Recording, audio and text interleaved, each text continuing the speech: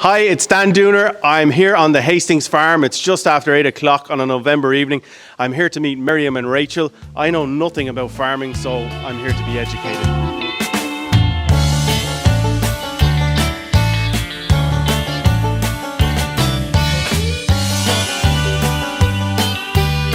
We're live here at the slatted shed on the Hastings farm. I haven't a clue about farming, so we're going to find out a little bit more, and we might even throw it open to the audience later on. Just tell us, what time does your day start on the farm?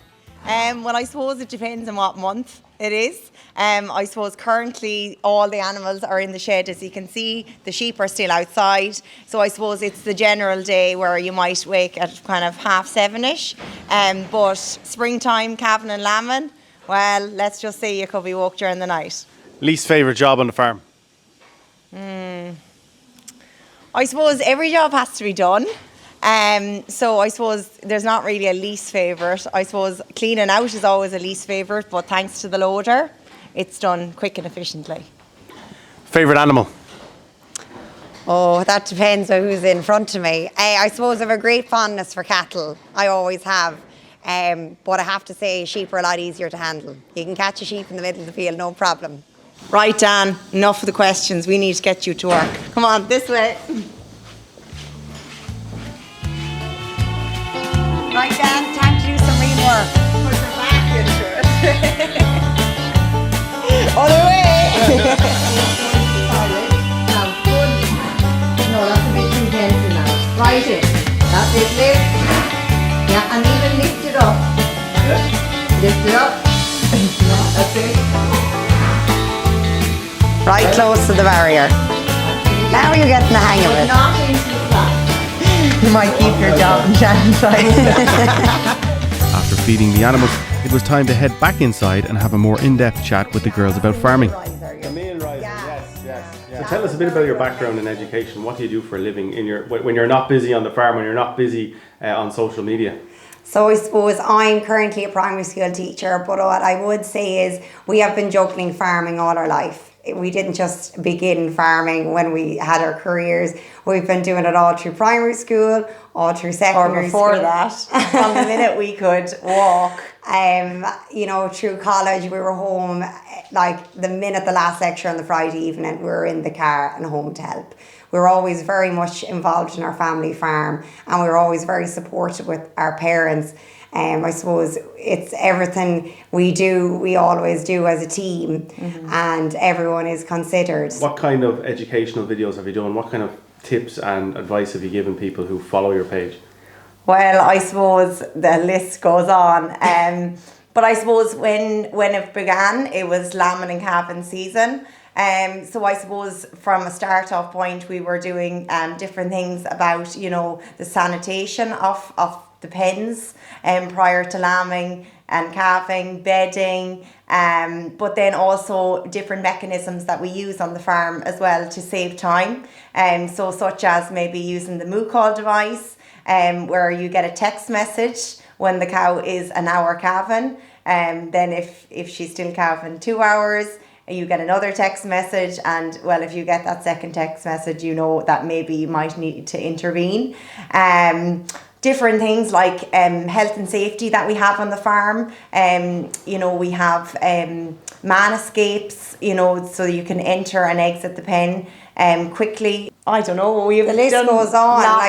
We were doing the most simple thing, even in terms of the nutrition that you wouldn't feed a ewe that's having triplets, 3 lambs, the same amount as a ewe that's having carrying a single. Same with the cows, both of them, that is their mineral content, that they include in their diet's very important in terms of that, the cow and sheep, when they do lamb or calf, have a quick recovery, and that their lamb or their calf is vigorous and able to get up and get that first suck.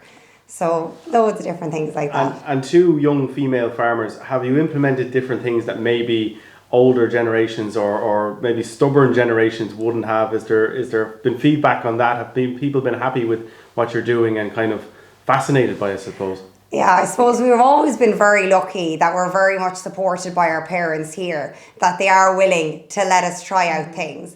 And like that here, you know, it's like a pen. If it doesn't work, it goes in the bin. So we do try and implement things. Some things we find are fantastic. Some things you just have to use it, don't use it, move on. So what do Monica and Claude think of social media and everything that goes with it? They've grown with it. Initially, they weren't really sure. And Dad was like, oh, you know, don't be wasting time. We need to get the job done. That's what I was getting yeah, it was at. like the camera was out and, oh, what are you doing? We don't have time to be taking pictures. Or the phone's out again. The phone's out again.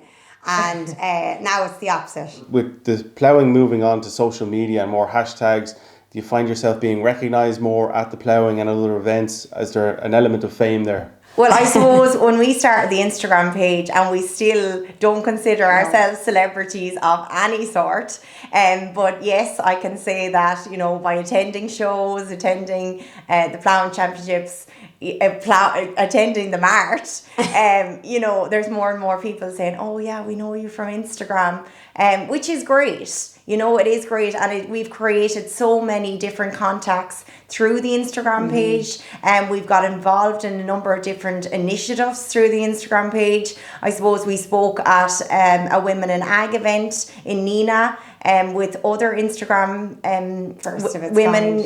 women who are featuring on Instagram. And I suppose without being on Instagram, we wouldn't have known about any of these events. You know, more closer to home, we spoke at the network Roscommon Businesswomen, and I suppose when we were first approached to speak at that, we were like, but we're not a business, you know, because we were thinking of, you know, shop windows. But the more we thought about it, we were like, yeah, we actually are a business. And I suppose being asked to speak at these different events, yes, more and more people are recognising us. And I suppose it's great to highlight women in agriculture, because it's so important to highlight that, you know, there are women flying the flag in agriculture. Yes, there are plenty of men too, and I suppose it is a real team, and without the team, you know, farming is so important. We all eat breakfast every morning, we all eat dinner every day, and I suppose if you really think about it, the farmer is the backbone of each and every meal. I've really enjoyed my visit to the Hastings farm this evening. I'm absolutely exhausted, so I think it's time to move. Come on, Dad. I'm going to get one joy. Come on. Dan Dooner, Shannonside Northern Sound, Ballyforan.